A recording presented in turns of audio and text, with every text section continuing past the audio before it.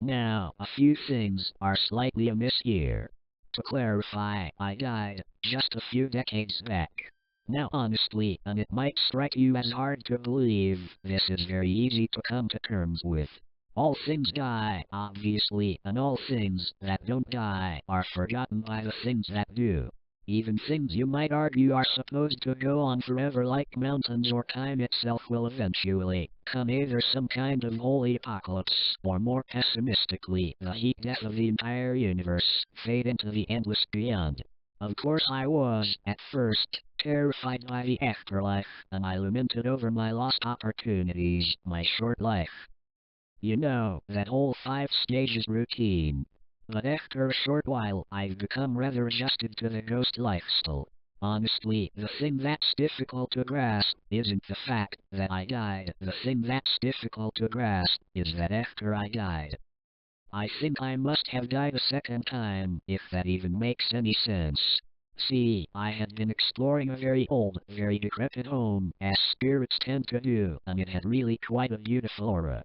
Lots of garish paintings, cobwebs practically all over the place, torn up couches, walls weathered to time. Honestly, it was the most fine place I discovered so far. Unfortunately, that was around when I encountered another ghost, who was already haunting the premises. Now this put a bit of a damper on my day, since aside from the rather unexpected company, this house seemed like the exact kind of place for a sorry old phantom like myself to reside in, although I now became the slightest bit worried that this other ghost had already laid a claim upon the home. I approached the other specter, a rather unsightly-looking man with a beard and a trucker's cap, with only the best of intentions to ask him, quite frankly, whether this was his haunt, or if he was just passing through. As I hovered in his direction, however, he jolted up from the wall and glared wildly at me. He seemed upset, but before I could lay down some explanation to reassure my compatriot, he pulled out a small handgun and shot me. I collapsed onto the floor, writhing and bleeding invisible ghost blood, practically choking on my own non-corporeal darn ghost throat, trying to scream strange and inaudible ghost curses at my sudden assailant. Then, just as swift as my spirit died against the hardwood floor, the me I am now rose from out of its shell and stared down upon itself. The corpse of my previously eternal ghost body lay stricken on the floor as I, the ghost of a ghost, hovered beguiled above it. This just happens to be where I am right now, and this event has, understandably, sparked some kind of existential crisis within me. And, stupid as I happen to be, I am so dumbfounded and absolutely smitten by what, from every sense and angle, appears to be the very dead body of a ghost, that I'm promptly shot yet again by what must surely be the ghost of some idiotic and insane maniac with a taste for firearms. As I yet again rose from my ghost's corpse squared, another puzzling dilemma fluttered weakly into my mind. As I have surely been struck before by vehicles and other forms of deadly or generally dangerous implements as a ghost, how now was that blasted gun in the hands of my bewildered housemate able to murder me with only a simple bullet? The only answer, and I do admit this answer fills me with absolute dread and a certain sense of cold amusement, is that the very gun he has fired upon me with, not once but twice now, is not in fact a physical gun one might purchase at some local and very much mortal gun shop.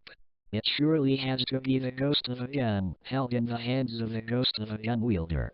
Now this raises all manner of questions, many of which I don't feel liable to ask, nor do I suppose I'd have the answers to.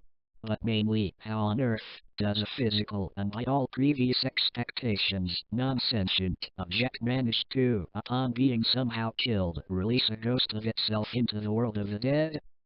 Now, yet again, completely sick as I am, I swear I never do learn. I let that other ghost with the itchy trigger finger fire upon me yet again. Meanwhile I had been completely lost in thought, contemplating the very reality I thought I knew.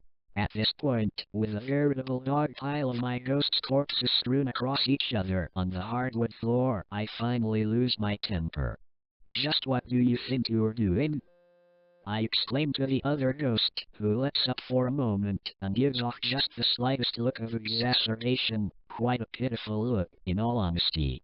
Before I might reconsider my tone, however, he goes and shoots me yet again, square in the stomach, then flips back up into my head.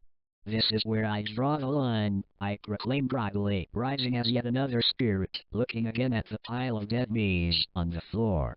Steaming mad, I begin to march over to the man, or at least, hover in a way mostly evocative of such a march, the sort of march you might do to intimidate a misbehaving dog, or frighten a waiter on the street, and strike him across the face with the back of my hand.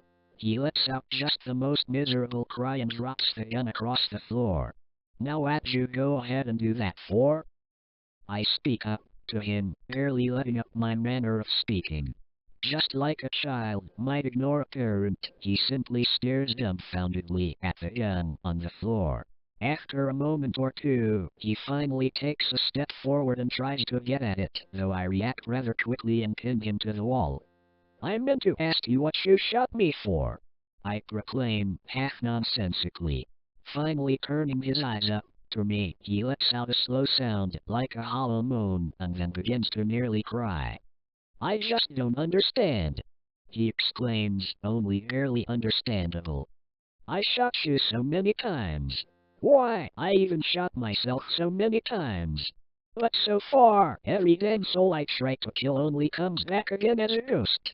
He holds up his hands in the weak symbol of a finger pistol. How do you suppose that makes any sense? Presently I am astonished by what he says. I push him back into the wall and step away. Unfortunately for me, though, he slides through the wall gracefully, for he is a phantom. Now realizing that I had tangled with the ghost of a murderer, I turn over to grab his spiritual pistol, only to find that it too died upon landing on the floor, and is now side by side with its own ghost. I shudder at the sight.